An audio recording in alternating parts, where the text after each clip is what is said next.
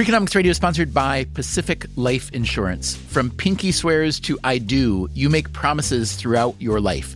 For nearly 160 years, Pacific Life has been helping you keep them by protecting those who matter most. Pacific Life, the power of a promise. Ask a financial professional how Pacific Life can help you create a more confident financial future. Pacific Life Insurance Company, Omaha, Nebraska, and in New York, Pacific Life and Annuity, Phoenix, Arizona.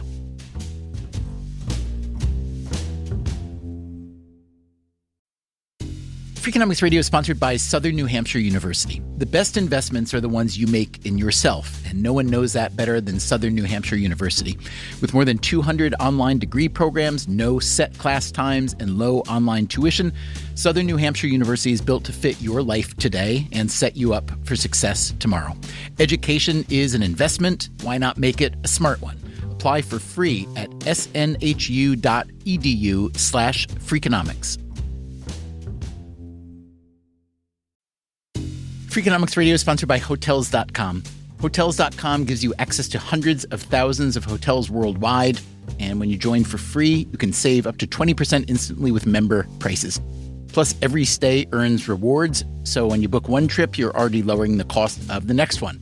Hotels.com is simple, rewarding, and designed to help you get more out of every stay. Sign up for free and book today. Hotels.com. It's all in the name.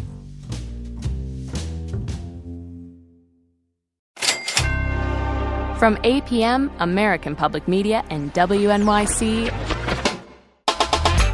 this is Freakonomics Radio on Marketplace. Here's the host of Marketplace, Ty Rizdal. Time now for a little bit of Freakonomics Radio, that moment in the broadcast every couple of weeks where we talk to Stephen Dubner, the co-author of the books and the blog of the same name. It's the hidden side of everything. This week, in the spirit of the season, Dubner weaves a tale of charitable giving as only Freakonomics can do it.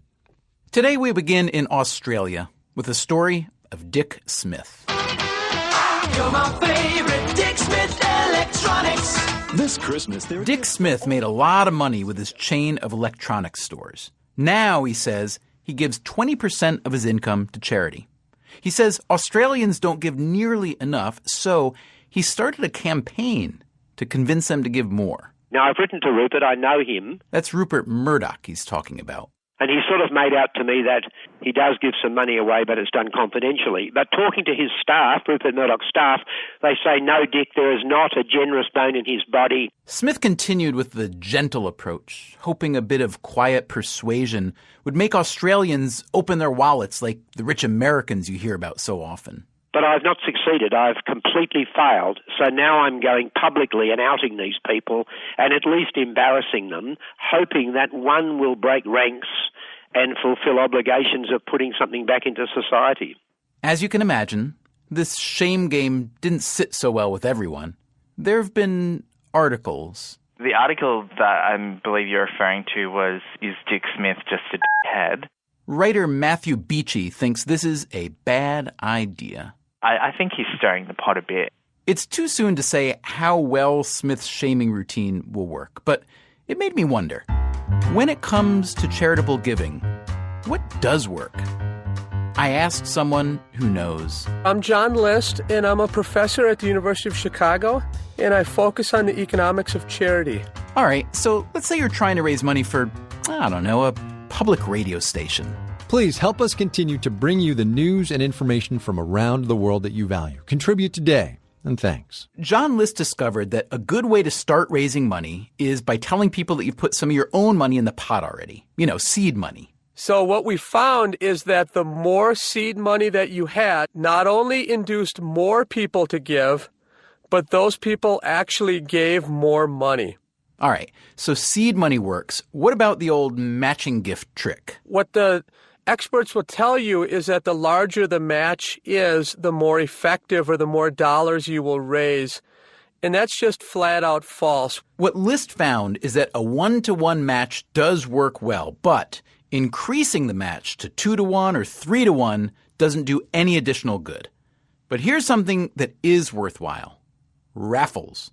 If you're serious about raising money, offer people a prize. And just by doing that, you end up increasing gifts by as much as 100%. And here's my favorite. It's called the once and done. It lets you opt out. It's giving the control of the relationship to the solicitee. Here's how it works. Since charities know it's annoying to constantly get solicitations in the mail, they give you a choice. If you send in some money today and then check a box opting out, we'll never bother you again. Given the once and done proposition, they not only give more money in that particular fundraising drive, but they do not check the box. And in future months, they end up giving more money than people who never received the once and done proposition. Since John List seems to know all the charity tricks that work, I asked him about Dick Smith, the Australian electronics mogul, and his shaming idea.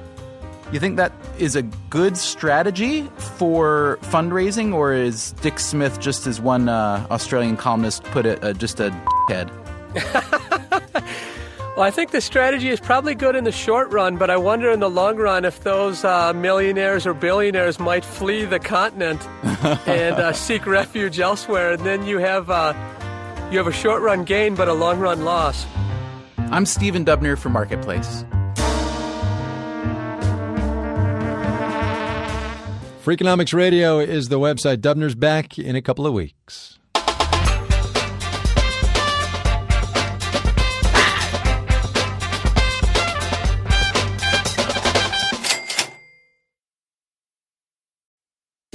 Freakonomics Radio is sponsored by Vitamix. According to the LA Times, the average American home contains 300,000 items, including a staggering number of appliances.